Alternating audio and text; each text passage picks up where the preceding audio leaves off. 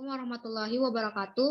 Perkenalkan, nama saya Irna Sulastri, Stambuk 073 2019 0028, kelas B1 jurusan Ilmu Kelautan, Universitas Muslim Indonesia Makassar. Di sini saya memaparkan materi tentang ekowisata bahari. Wisata bahari merupakan kegiatan wisata yang mengandalkan daya tarik alami, lingkungan pasir dan lautan yang berupa kegiatan berenang, snorkeling, menyelam, berlayar, berselancar, memancing, berjemur, rekreasi pantai, videografi bawah air, dan lain-lain, yang memanfaatkan area sekitar laut sebagai wahana utamanya. Potensi ekowisata bahari diharapkan menjadi bahan acuan bagi pemerintah dan instansi terkait untuk membangun basis wisata dalam konsep ekowisata bahari. Wisata bahari yang berkembang di Indonesia membuat banyak wisata lokal maupun mancanegara yang berkunjung ke Indonesia untuk menikmati keindahan pantai dan lautnya. Konsep perencanaan wisata bahari. Perencanaan adalah proses kumpulan kebijakan dan bagaimana mengimplementasikannya. Pertama, perencanaan harus mampu meningkatkan pertumbuhan yang berkualitas, membutuhkan perubahan-perubahan yang membangun. Di samping pengembangan lokasi yang potensial untuk mengembangkan kualitas atraksi yang dapat dijual. Kedua, kebijakan keparawisataan harus lebih memiliki peranan penting dan kegiatan promosi. Kebijakan tersebut harus didukung oleh penelitian. Ketiga, perencanaan keparawisataan memerlukan kerjasama publik dan privat agar segala harapan stakeholders bisa terpenuhi. Keempat, perencanaan kebijakan regional dan lokal harus dapat memperkuat semua perencanaan, mendukung pembangunan pariwisata yang baik hingga pada tingkat destinasinya.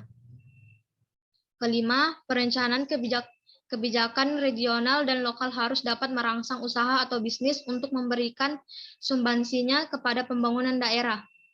Keenam, kebijakan harus dapat menghubungkan bisnis dengan pemerintah dan non-profit attraction, seperti kebijakan pemerintahan usaha atraksi atau alam dan budaya, harus didukung oleh bisnis perjalanan dan akomodasi lainnya. Analisis wisata bahari.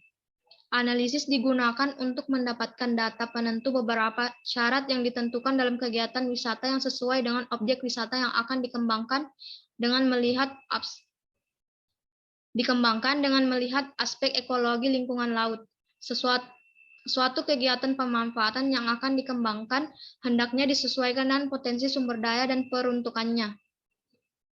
Setiap kegiatan wisata mempunyai persyaratan sumber daya dan lingkungan yang sesuai dengan objek wisata yang akan dikembangkan. Penentuan kesesuaian kawasan dilihat berdasarkan persentase kesesuaian yang diperoleh perbandingan antara jumlah nilai dari seluruh parameter sesuai pengamatan di lapangan.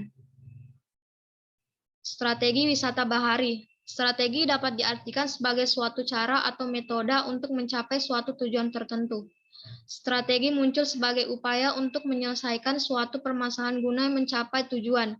Setiap masalah memiliki strategi tertentu dalam penyelesaian, sehingga timbul perbedaan strategi untuk setiap masalah. Strategi pada hakikatnya adalah perencanaan atau planning dan manajemen atau manajemen untuk mencapai suatu tujuan.